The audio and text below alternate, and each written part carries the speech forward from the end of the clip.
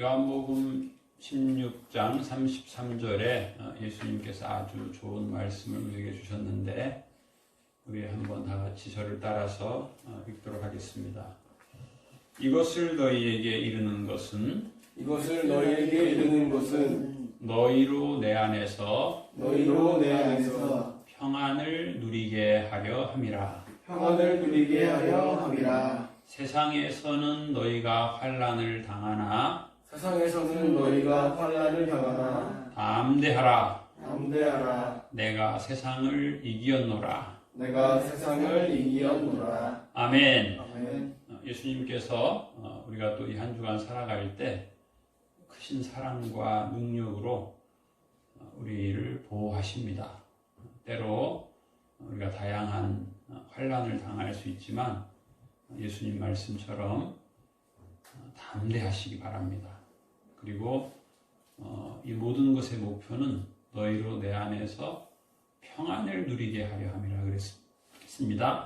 우리가 평강의 사람 되기 위해서 때로는 우리 앞길에 인생의 풍랑과 고난이 있을 수 있지만 그런 걸 통해서 우리는 평안의 사람이 되는 것입니다.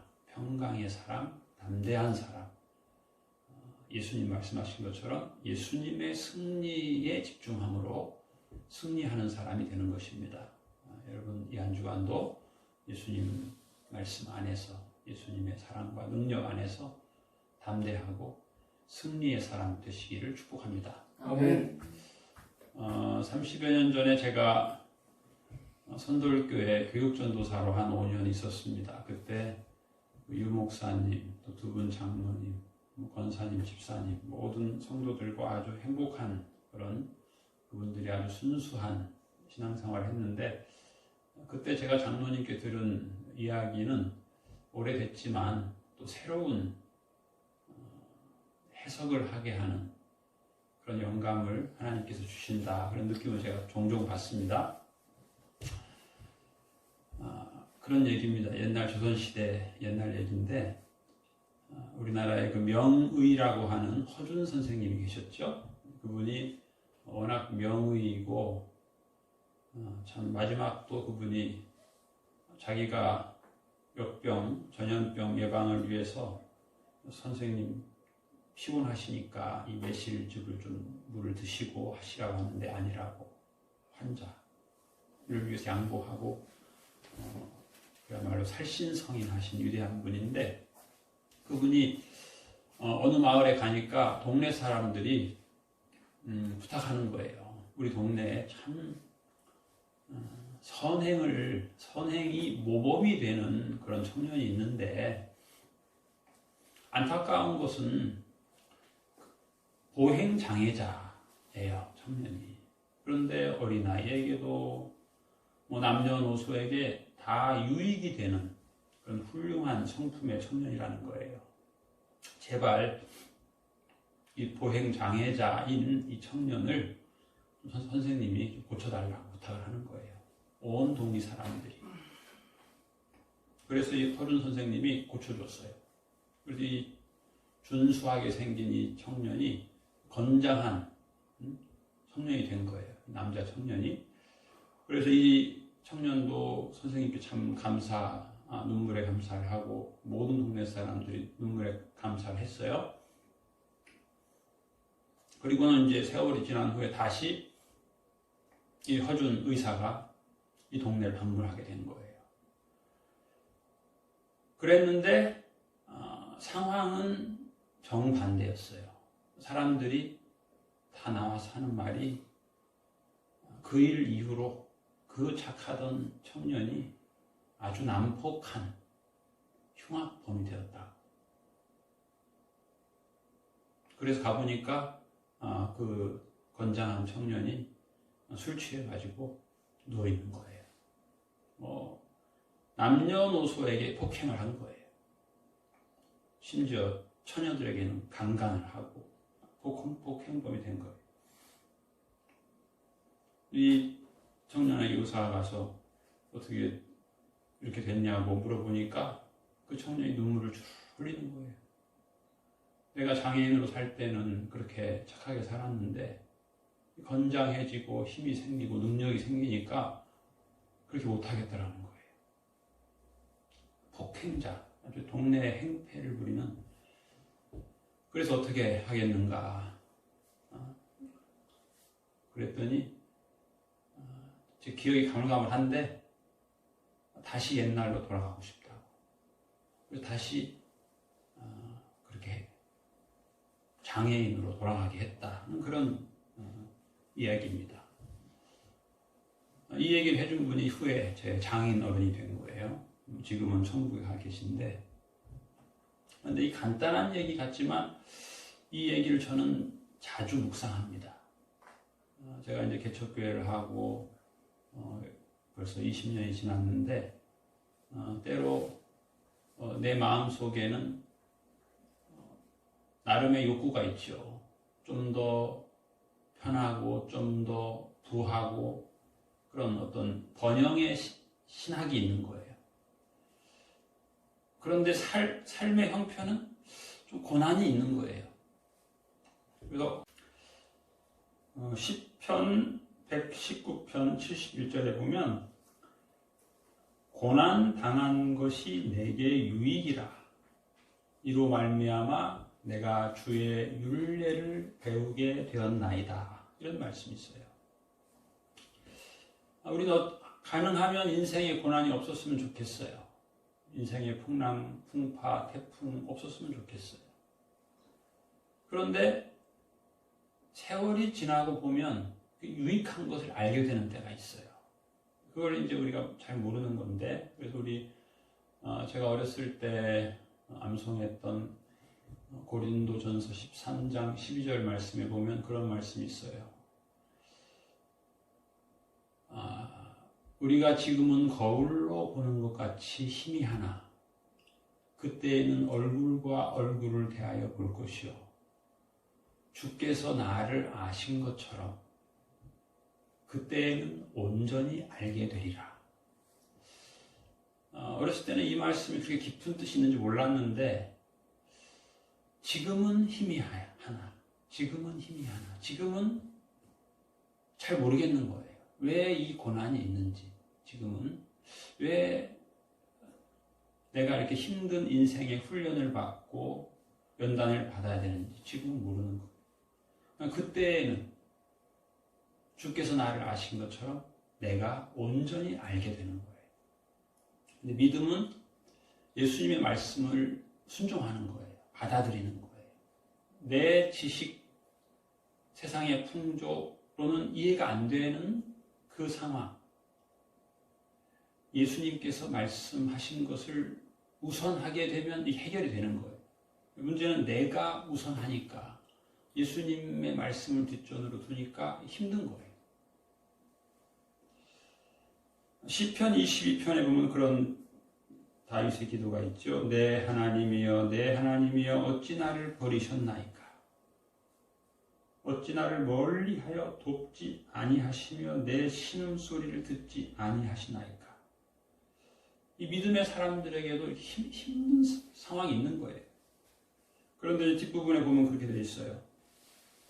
나의 찬송은 주께로부터 온 것이니 주를 경외하는 자 앞에서 나의 서원을 갚으리라. 겸손한 자는 먹고 배부를 것이며 여호와를 찾는 자는 그를 찬송할 것이라. 너희 마음은 영원히 살지어다. 중요하죠? 너희 마음은 영원히 살지어다. 너희 마음은 영원을 살 필요가 있는 거예요. 천국 중심의 삶을 살 필요가 있는 거예요. 고난 당하기 전에는 내가 그릇 행하였더니 이제는 주의 말씀을 지키나이다. 고난 당하기 전에는 내가 그릇 행하였더니 이제는 주의 말씀을 지키나이다. 고난이 없을 때는 교만해서 내가 주의 법을 가까이 할 여유가 없는 거예요. 내가 얼마나 건강하고 내가 얼마나 능력이 많고 내가 얼마나 부유한데 내가 이 부유함과 이 능력으로 할 일이 얼마나 많은데 내가 예수님 앞에 무릎 꿇고 예수님 말씀으로 충만해지기가 어려운 거예요. 세계적으로 그런 분들이 있어요. 빈민을 위한 학자들이 있어요. 빈민을 위한 학자들. 사실 전 세계적으로 우리나라는 요즘에 빈곤한 분이 좀 많이 줄었는데 전 세계적으로는 참 빈곤한 분이 많아요. 아직도 뭐 하루 종일 일을 하면 1,000원 정도의 수입을 올리는 분이 전 세계적으로는 4분의 1이 넘는다고 하거든요. 그래서 그런 분들은 이제 여러 가지 의견을 내놔요. 예를 들면 우리나라에서도 저도 그런 생각이 있는데 경유 1리터가 한 1,000원 정도가 되어야 이 저소득자들은 좀 겨울에 난방도 좀 더 할 수 있고 그렇지 않겠나 이런 생각을 저도 가지고 있어요. 그런 학자들이 많이 있었어요. 그런 얘기. 산유국에서 감산 정책을 안 피면 가능하다. 오페크가 이렇게 카르텔로 담합하지 않으면 가능하다 하는데 그 사람들이 하는 거예요. 이 빈민을 위한 학자들의 그 오랜 열망이 지금 이루어졌어요. 지금 한때 원유가 배럴당 80배를 넘은 적도 있는데 지금 20배를 4분의 1 가격 떨어진 거예요. 이거는 수십 년 학자들이 많이 노력했지만 이루지 못했어요. 저소득층을 위한 경제 구조가 만들어져야 되는데 안 되는 거예요. 최근에 그래서 아프리카 어떤 학자가 그런 글을 썼어요. 오랜 세월 그렇게 갈망했지만 이루지 못한 것을 눈에 보이지도 않는 이 코로나19 바이러스가 그 오랜 열망을 이루었다. 가난한 사람들이 난방할 수 있는 경제 구조가 됐다. 물론 여기에 대한 비판의 의견도 많이 있을 수 있죠. 소위 만물의 영장이라고 하는 사람들, 많이 배웠다는 사람들, 똑똑하다는 사람들이 만든 경제 구조가 가난한 사람을 더 힘들게 한 거예요. 그런데 이 눈에 보이지 않는 전염병균 하나가 그걸 이뤘다. 물론 이 말 자체에 많은 어폐가 있습니다만은 그런 이야기가 지금 전해집니다. 결국 어떤 측면에서는 극도의 고난이 오기 전에는 사람들은 자기 욕심, 기득권 이걸 내놓을 수가 없어요. 고난이 오고서야 그전에는 그릇 행하였더니 이제는 주의 말씀을 지키나이다. 성경 말씀 히브리서 12장 6절에 보면 주께서 사랑하는 자를 책망하고 징계하신다 그랬어요. 우리는 그런 생각하죠. 아니 사랑하면 징계를 안 해야지. 사랑하면 그냥 하자는 대로 그 아이 좋은 대로 내버려 둬야지. 왜 책망을 하냐. 책망하지 말아야지. 요즘에 그래서 초등학교 엄마 중에 선생님이 책망하면 가서 따진대요. 왜 남의 집 귀한 자식을 책망하냐고. 왜 기죽이냐고. 기죽이면 안 된다고. 근데 사랑하면 책망해야 돼요. 사랑하면. 잘못된 경제 구조를 향해서도 책망해야 되고 잘못된 정치가에 대해서도 책망해야 돼요. 우리가 기독교인 하면은 그냥 관용, 그냥 눈 감고 좋은 게 좋은 거지. 그렇지 않아요. 책망해야 됩니다. 오늘 우리가 본 욥기의 말씀에 보면은 참 귀한 말씀이 많이 있죠. 하나님이 지금 왼쪽에도 안 보이고 오른쪽에도 안 보인다는 말은 이 사람이 곤경에 처했다는 얘기예요.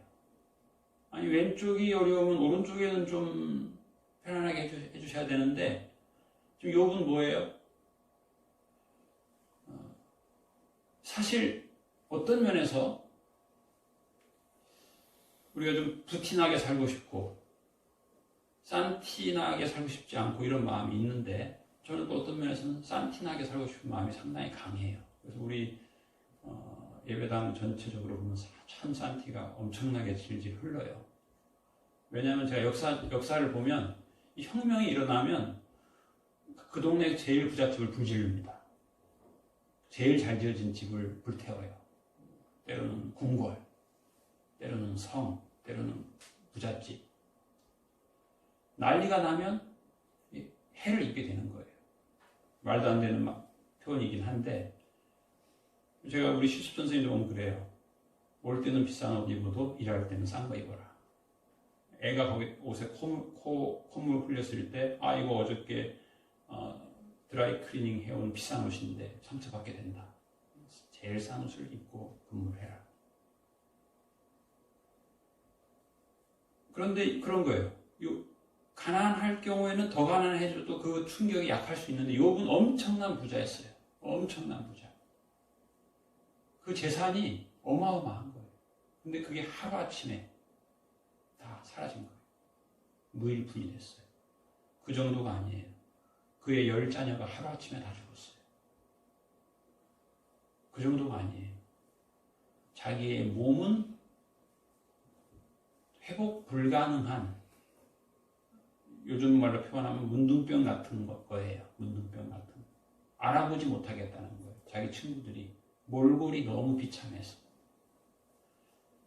거기까지는 참을 수가 있겠는데 그 아내가 욥한테 뭐라고 그랬냐면, 아내가 보니까 욥이 하나님을 너무 좋아하는 거야. 하나님을 너무 사랑하는 거야. 그러니까 그 욥에게 가장 고통을 주고 싶은 거예요. 아내가 상처를 입으니까 이 욥을 가장 힘들게 하려고 하는 말이 뭐냐? 하나님을 욕하고 죽어라. 그러는 아내가 말마다 하나님을 욕하고 죽어라.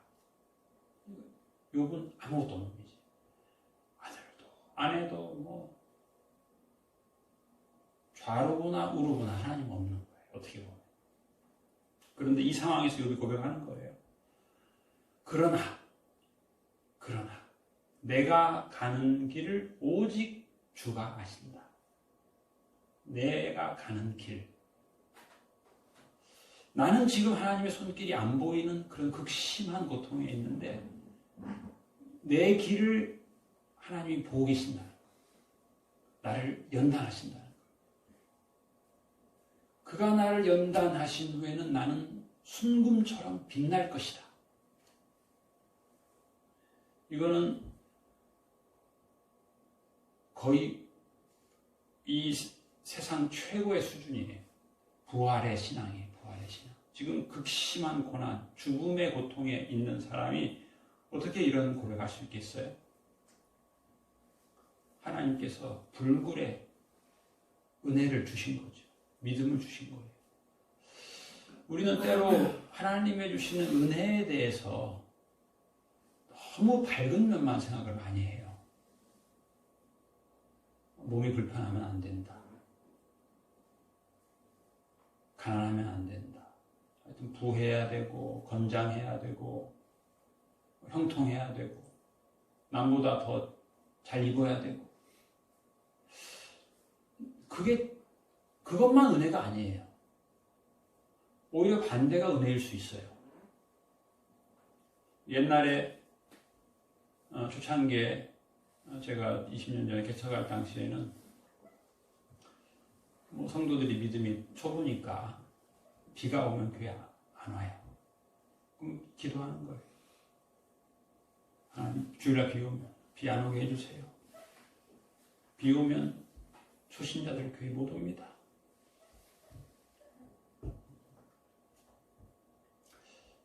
근데 요즘 목사님들, 특히 서울의 강남의 목사님들은 그런 기도를 한다는 거예요. 주일날 비 오면 하나님 폭포수처럼 내리게 해주십시오. 왜? 강남의 부자들은 날씨 좋으면 골프 치러 가니까 예배당에 빈다는 거예요. 그런데 비 많이 오는 날은 예배당에 꽉 찬다는 거예요. 그 사람들이. 비 와서 골프 못 치니까. 이게 어떻게 보면 딜레마예요. 옛날이 어떻게 보면 그게 맞는 말이죠. 비가 안 오는 게 좋은 거잖아요. 그렇죠? 근데 어떻게 요즘은 거꾸로 됐어요. 비가 와야 교인들이 주일날 예배를 드려요. 비 안 오면 그 많은 돈을 써야 되니까 그냥 안 나오는 거예요. 골프 치러 가고 뭐 주말을 이용해서 해외여행 가고. 어떤 게 은혜예요? 어떤 게 은혜예요? 고난이 은혜예요? 형통이 은혜예요? 때로 하나님이 은혜로 형통을 줬더니, 하나님이 은혜로 그 사람에게 부를 줬더니 주일날만 되면 해외여행 가야 돼. 왜? 내가 이렇게 건장하고 이렇게 돈이 여유가 있는데 내가 어떻게 주일날 교회 가서 예배를 드리냐. 그게 그러면 반대가 돼요. 하나님이 은혜로 주신 것을 은혜로 살지 못하는 거예요. 오늘 여러분도 그런 고백합니다. 나는 내 인생의 이런 힘든 육체적인 고난, 그 많던 재산을 상실한 고난, 이것으로 두려워하지 않는다. 내가 두려워하는 분은 오로지 한 분, 하나님밖에 없다. 지금 내 몸이 지금 문둥병이 들었는데 이게 두렵죠. 전염병이 유행하게 되면 전염병이 두려운 건데 그게 두렵지 않다는 거예요. 정말이에요. 우리는 하나님을 두려워해야 할 때도 두려워하지 않고 살고 있어요. 두려워해야 할 분은 하나님이에요. 에스라의 고백처럼 우리가 두려워해야 할 하나님을 두려워하지 않았습니다. 그래서 70년 동안 노예로 끌려가서 우리가 이렇게 바벨론의 강가에서 눈물을 흘립니다. 예수님은 인자가 온 것은 섬김을 받으려 함이 아니라 도리어 섬기려 하고 많은 사람을 위한 대속물로 주기 위해 왔다. 이렇게 말씀하셨습니다. 예수님은 고난 당하기 위해서 오셨습니다. 예수님의 고난으로 말미암은 유익이 얼마나 많습니까? 그 유익은 다 우리가 누립니다. 예수님이 질병을 짊어지심으로 우리가 나음을 입었고, 예수님이 우리의 죄에 대한 벌을 다 당하셔서 우리가 용서받았습니다. 우리는 지금 무엇을 보고 삽니까? 우리는 형통을 향해 살아갑니다. 형통, 부귀, 영화.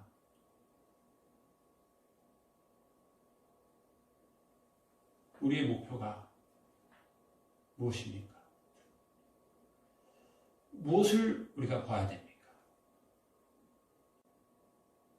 우리가 믿음의 주여 온전케 하시는 이인 예수를 바라봐야 되는데 우리가 바라보는 것이 그것이 아니에요.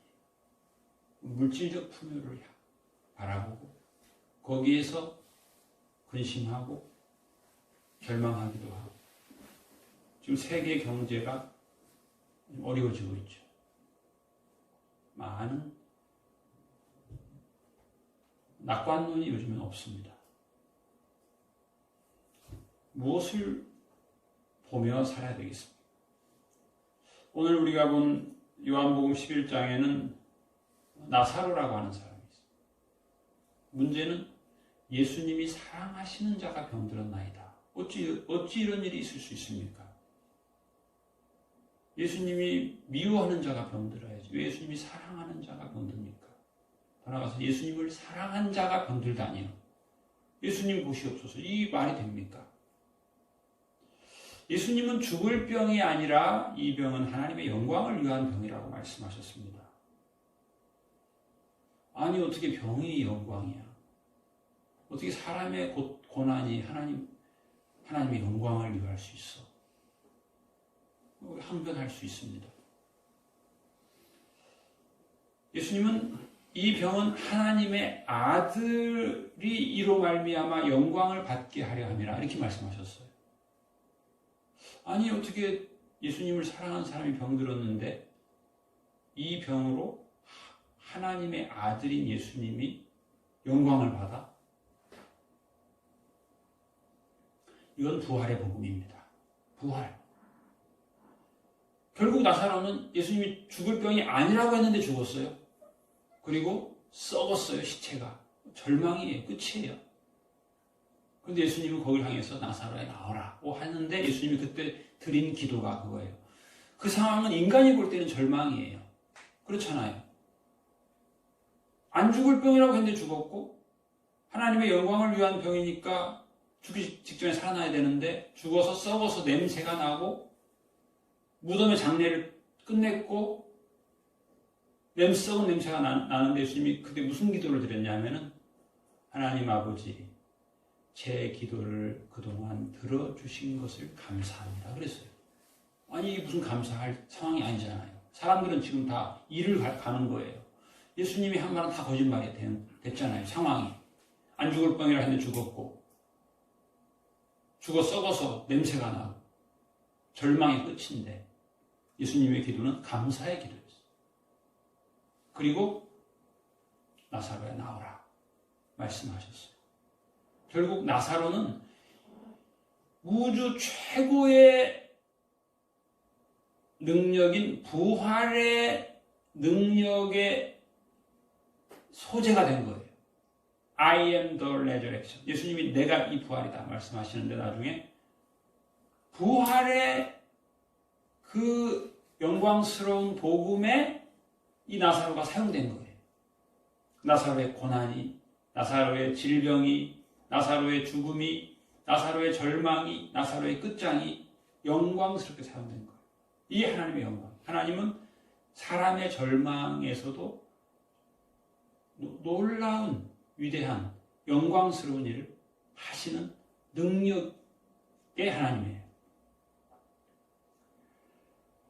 그러므로 우리 주 예수 그리스도로 말미암아 우리에게 승리를 주시는 하나님께 감사할 수 있는 거예요. 나사로와 마르다와 마리아, 욥 모두가 절망의 끝에 섰지만 놀라운 소망의 삶을 살게 됐어요. 그러므로 우리가 이 한 주간 살아갈 때 여러 가지 난리의 소문도 있고 절망하는 사람들의 소문도 있고 힘든 소식들이 우리를 힘들게 할 수도 있지만 우리는 그 소식에 따라 인생을 사는 것이 아니고 우리 주 예수 그리스도로 말미암아 우리에게 승리를 주시는 예수님. 세상에서는 너희가 환난을 당하나 담대하라 내가 세상을 이기었노라라고 말씀하신 이 예수님. 이 말씀이 우리에게 더 크게 이 예수님께 더 집중해서 고난을 통해서 우리를 사랑하신 예수님. 아들의 고난을 통해서 우리를 사랑하신 하나님. 그 능력을 우리들이 더 크게 보고 기뻐하고 예수님 말씀처럼 평안을 누리는 고난 중에도 기뻐하고 감사하는 우리 모두가 되시기를 주님의 이름으로 축복합니다. 아멘. 기도하겠습니다. 하나님 아버지 감사합니다. 우리를 온전케 하시는 예수님을 바라보지 못하고 저희들이 세상을 바라보고 사람을 바라보고 세상의 풍조에 따라 살았던 시간들이 많이 있었습니다. 우리에게 승리를 주시는 예수님께 감사하지 못하고 우리가 육신의 것과 세상의 것에 따라 살았던 시간들이 많이 있었습니다. 예수님은 우리를 섬기려 오셨지만 우리는 섬김 받는데 집중하면서 살아온 시간들이 많이 있었습니다. 주님은 우리가 예수님 안에서 평안을 누리게 하려고 하셨지만 우리는 세상에서 육신의 것으로 물질의 것으로 평안을 누리려고 살아온 시간들이 많이 있었습니다. 주님 우리의 이 허물을 용서하여 주시옵시고 우리의 이 어리석음을 용서하여 주시옵시고 우리를 새롭게 하여 주시옵소서. 이제는 우리가 세상에서 어떤 환난을 당한다 할지라도 담대하게 하여 주시옵시고 예수님께서 세상을 이기셨사오니 예수님께서 고난과 죽음을 통과하고 부활하셨사오니 이 부활의 능력으로 살게 하옵시고 이 부활의 증인으로 살게 하여 주시옵소서. 주께서 이 한 주간도 우리를 승리케 하시는 그 은혜의 찬송을 드리며 감사드리며 예수님 이름으로 기도하옵니다.